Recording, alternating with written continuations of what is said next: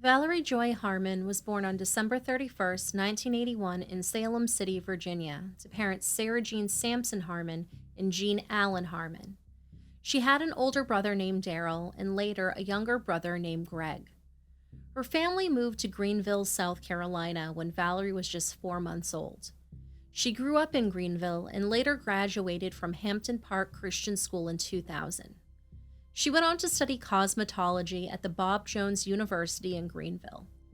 Throughout her life, she loved theater and music. She performed in It's a Wonderful Life at the local theater and would do makeup and wigs for other performances there. Valerie went on to work in salons and spas, helping other people look and feel good. She eventually gained a career doing hair and makeup for photo shoots, weddings, and pageants. She also posed for her own photos, showing off her dark brown hair and brown eyes. Valerie had a flair for drama and could play the piano and flute. She enjoyed a cup of black coffee in the morning, practicing MMA, and watching Anne of Green Gables, one of her favorite movies. Valerie didn't always have an easy life. She survived cancer, which required multiple surgeries, and her marriage of 10 years ended when her husband was unfaithful to her. Despite these challenges, Valerie was known for her outgoing personality, friendly smile, and her faith. She was devoutly Christian and loved sharing her passion for Jesus with others. Her Facebook posts were often filled with tributes to God, such as, "My worst day with God is still 1,000 times better than my best day without him. Thank you, God, for your unlimited grace." Valerie got a second chance at love when she met Luke William Tieman, a U.S. Army soldier from Maine. The two were married on June 8, 2014. He wore his uniform and she wore a flowing white one-shouldered dress. The couple moved to Maine but also continued to spend time in South Carolina. According to friends, the couple were head over heels in love. While Luke was away for his military work, Valerie would sing to him over the phone. Their song was "Wishing You Were Somehow Here Again" from The Phantom of the Opera. When Valerie went out to karaoke nights with friends, she would often sing that song and dedicate it to Luke. Now, Luke and I actually went to school together for a short bit. He graduated from Messalonsky High School in 2002, where I spent a portion of my senior year. Now, like many fresh graduates that year, he went on to serve in the Army during the war in Iraq. He did 3 tours in 3 different combat zones before being honorably discharged. According to friends, he had sustained a head injury from a mortar strike and often wore a hat to cover a visible dent in his skull. It is possible that he may have suffered from PTSD from his military time. Like Valerie, Luke had been also previously married. He had 4 children from his ex-wife. However, due to incidents of DV during their marriage, he was court-ordered not to have any physical contact with his children. About 3 months after Luke and Valerie were married, Luke was arrested for criminal mischief on September 5, 2014. He had consumed too much alcohol after the couple had a fight, and he was feeling upset. In the middle of the night, he took a hatchet and attacked an enclosed trailer outside of a gun shop in Winslow, Maine. He initially evaded police, but he was eventually apprehended. He was sentenced to 48 hours in jail and $100 in restitution. Meanwhile, Valerie became involved in their new community in Maine. The couple moved to an apartment in Waterville in May of 2015. They attended the Faith Evangelical Free Church in Waterville, where Valerie took a job as a housekeeper. She also rekindled her love for the theater, joining the Recycled Shakespeare Company. She made many close friends and enjoyed attending dinner parties with the other cast members. Valerie and Luke eventually moved in with Luke's parents at 628 Norridge Walk Road in Fairfield, a small town next to Waterville. We don't know when it started, but at some point, Luke began chasing other women. In August of 2016, a friend, Tori York, confessed to Valerie that Luke had been hitting on her for a while. Luke had told Tori that he and Valerie were thinking of getting a divorce. Tori said Luke stalked her for months, following her around, calling her kids, and trying to get her to go out with him. For several months, Luke would send messages to Tori via Facebook or text, often all night long. Tori made it clear that she would not go out with him because he was married and she knew his wife. Tori remembered, "He was just weird, and I kept telling my sister-in-law I have a bad feeling about this guy." Tori found out that Luke was having an affair with another woman she knew, and that's when she decided to tell Valerie about it on August 25th. Valerie was initially skeptical, but eventually believed Tori about the affair. Now, the other woman in question was Billie Joe Goodwin of Norwich Walk. She also reported being pursued by Luke. She met Luke because he knew her niece, and on August 21st, the two began chatting on Facebook. On August 24th, Billie Joe wrote on her Facebook that she and her niece were at the municipal pool in Waterville. Luke showed up at the pool after seeing her post. He hit on her and told her that his wife had run off with another guy. Their relationship became physical that same day, and he moved in with her just 2 days later on August 26th. Billie Joe said, "I've never had somebody treat me so nice in my life, like perfect." We'll be back in just 1 minute. Please stick around for the following ad. It not only supports the channel, but it also supports charities in our area. This week's episode has been brought to you by our friends at Proxima Design, specializing in custom handmade cat toys and accessories right here in our own state of Maine.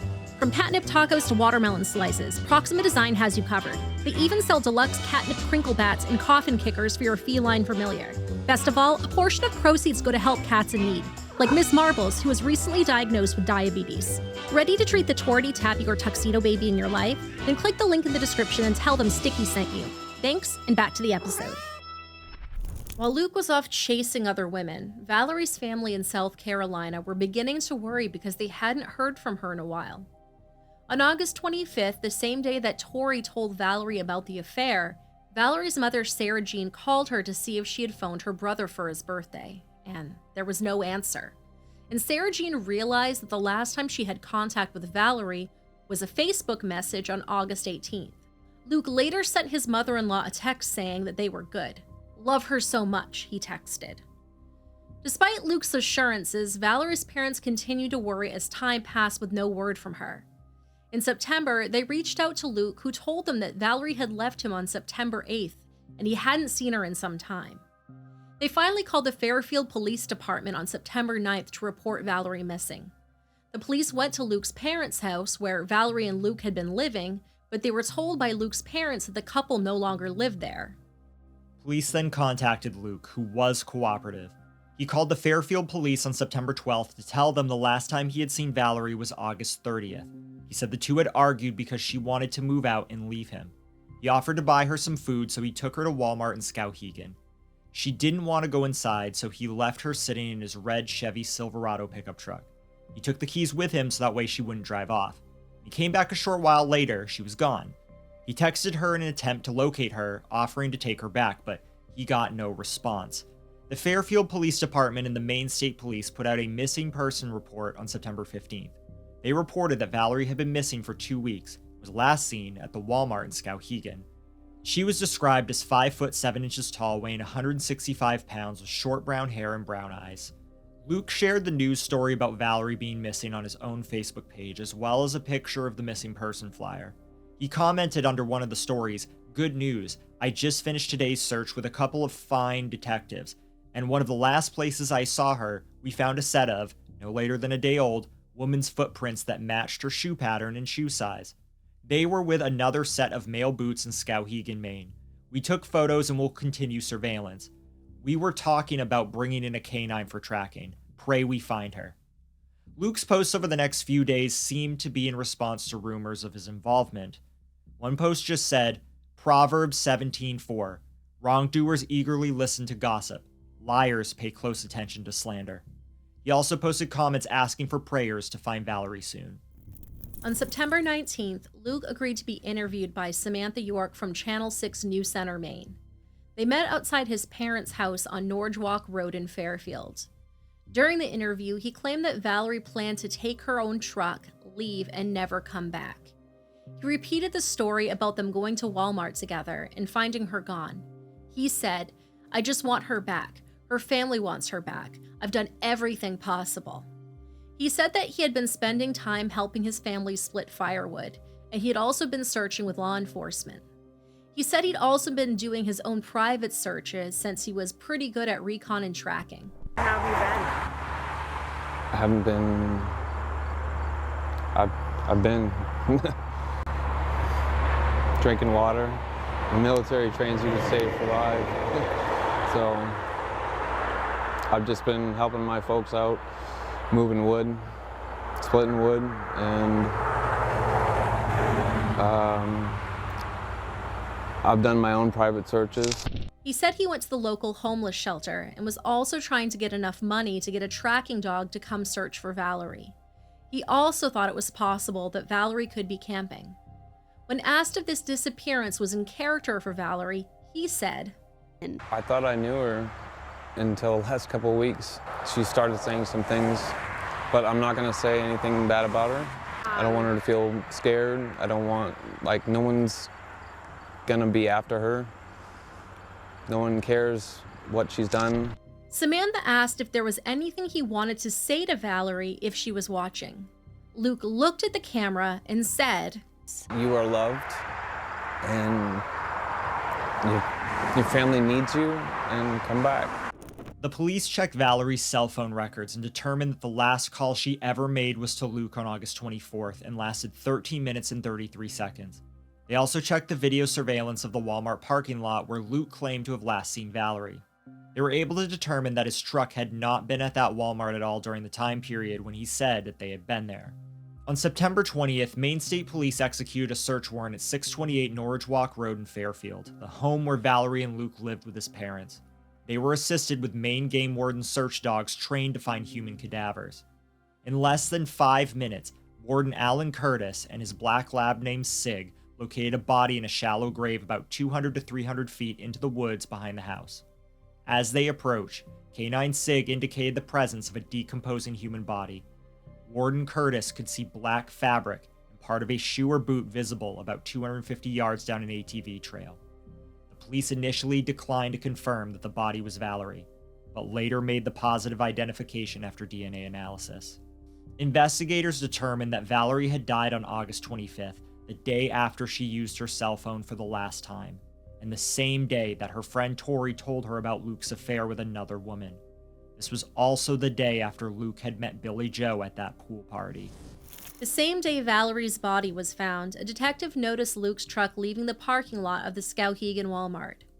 Finding this strange and noting that Luke had a suspended license, he decided to pull him over. He asked Luke to come to the state police barracks to talk. Luke said he had just gone to the Walmart because that was the last place he'd seen Valerie. This time, he told the officer that he and Valerie had gone to stay with a friend in Norridge Walk because his sister was coming to visit his parents. When the police asked to talk to these friends, Luke changed his story and said that Valerie had never been to that house. He said it was actually the home of a rebound girl.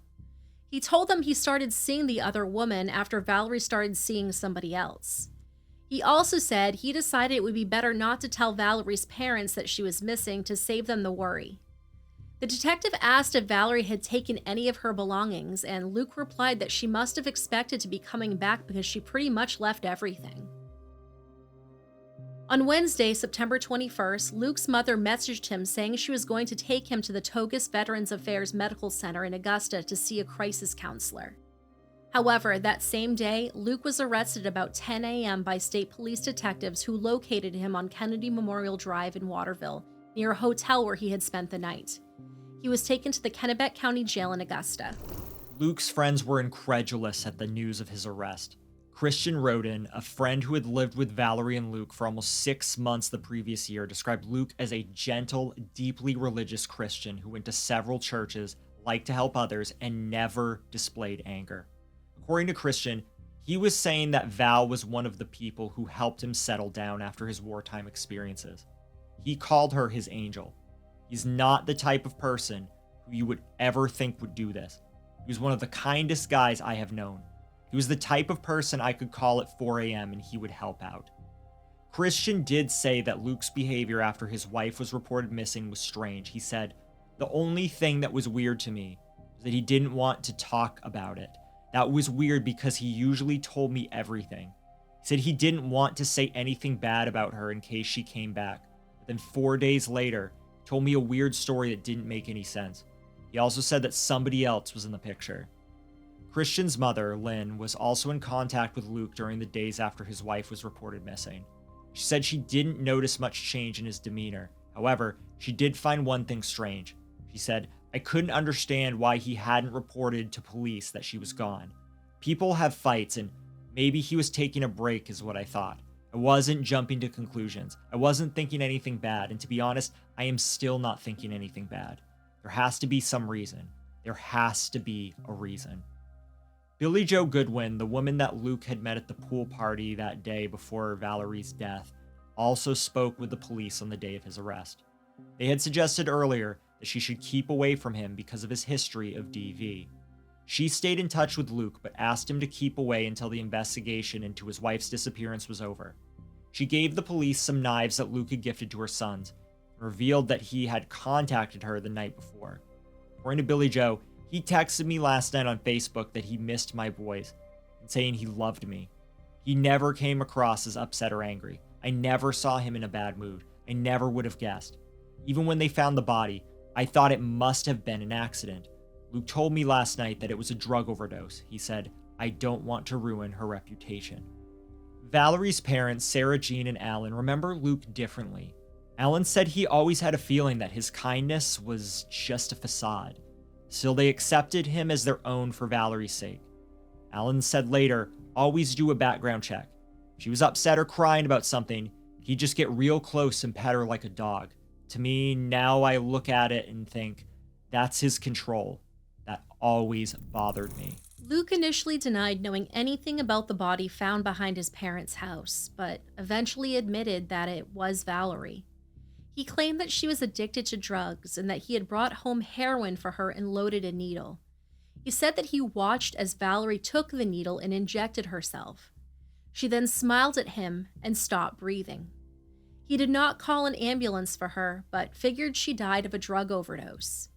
He said that he later took her body outside, got some tools to dig a trench, and buried her with the help of his older brother Sam. However, Valerie's body told a very different story. Her autopsy was performed by Deputy Chief Medical Examiner Claire Bryce on September 21st, the day after her body was found.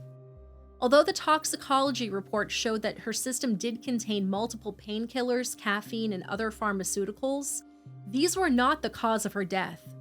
Rather, it was 2 gunshot wounds to the head and neck that killed her. The autopsy report also revealed details about how Valerie's body had been found. She was clad in damp clothing consisting of brown boots, bright yellow and green socks, a gray t-shirt, blue jeans, and a navy blue shirt. She had suffered a perforating gunshot wound to the right side of her head, with an exit wound in her region of her right forehead. She also had a gunshot wound to the right back of her neck with no exit wound. The medical examiner couldn't say which wound had happened first, but said that either gunshot could have killed her. Fragments of a .45 caliber bullet were recovered from her body. Investigators described the manner of her death as execution style. The way that Valerie's body had been buried was particularly unusual.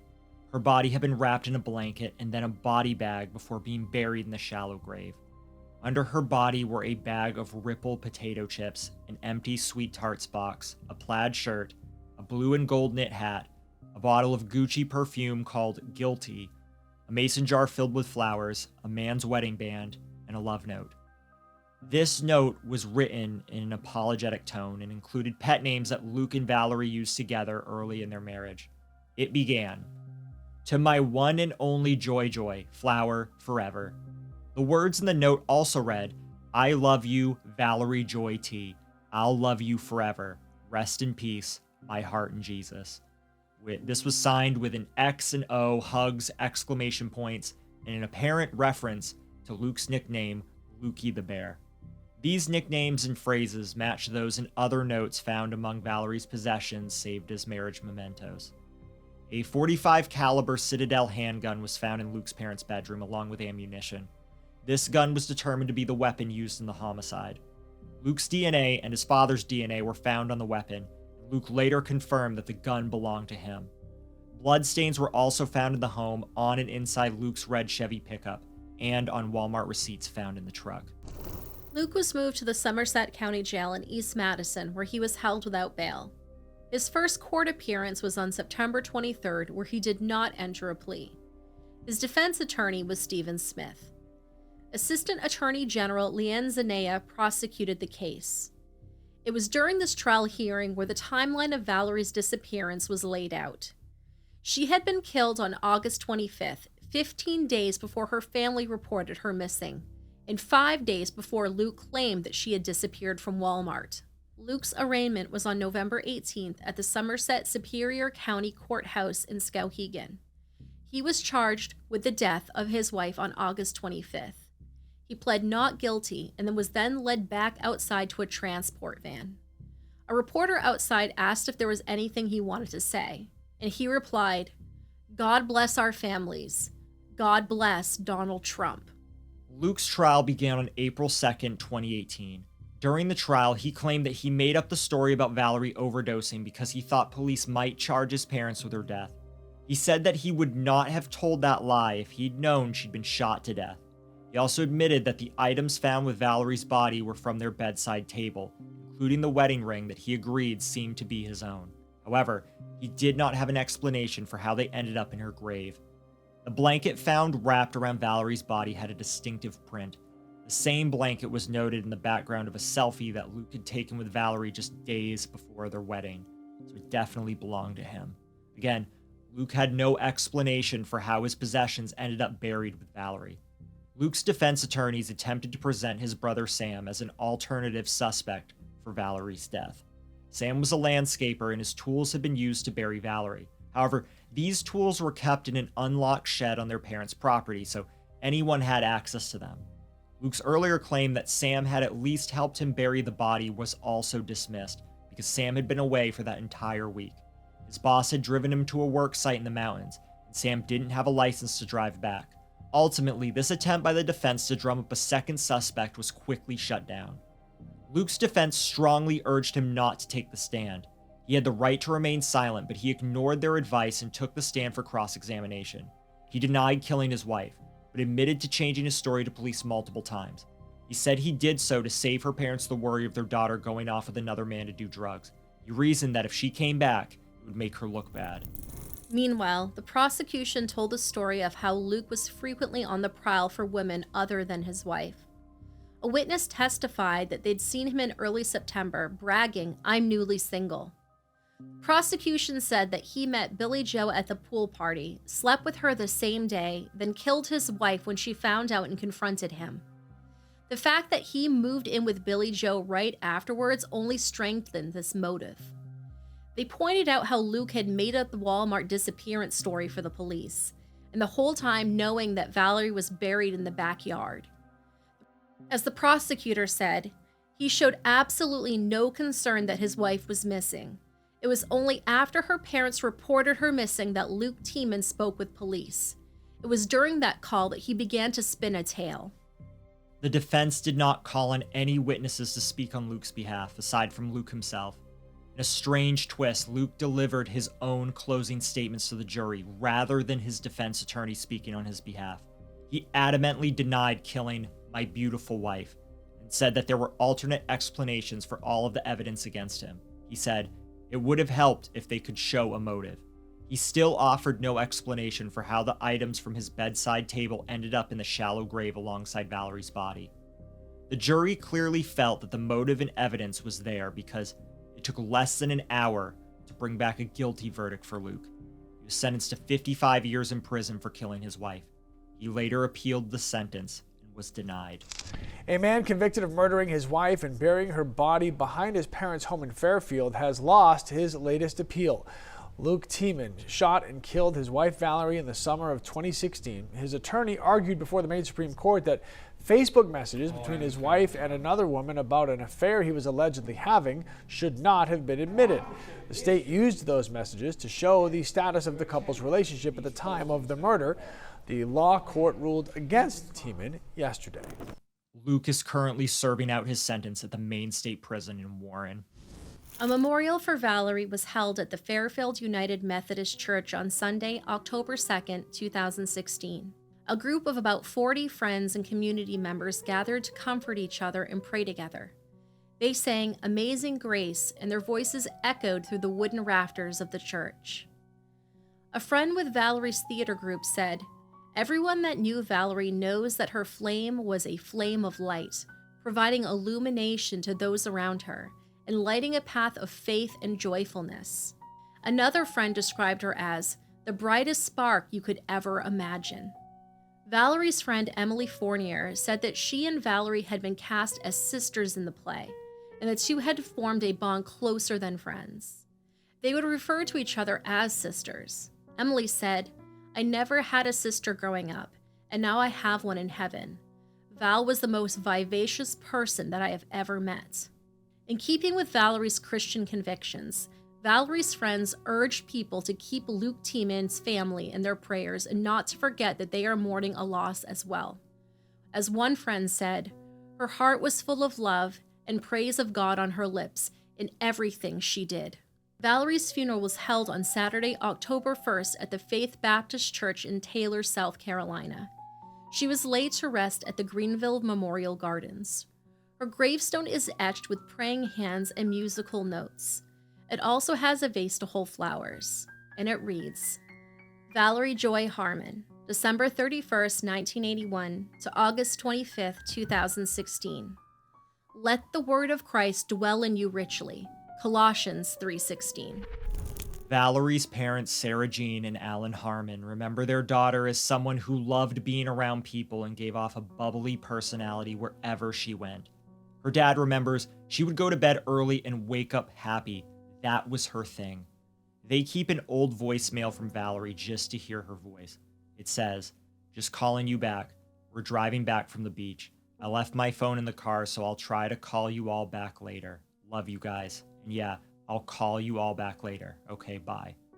This message was left by Valerie just 1 month before her death. Her dad went on to say that murderers are the worst kind of thief. They steal something that can never be returned or replaced. We know we will see our daughter again when we get to heaven. We have been robbed of her sweet love and fellowship here on earth. So many things have been taken from us. And for that, we will always have a raw ache in our hearts.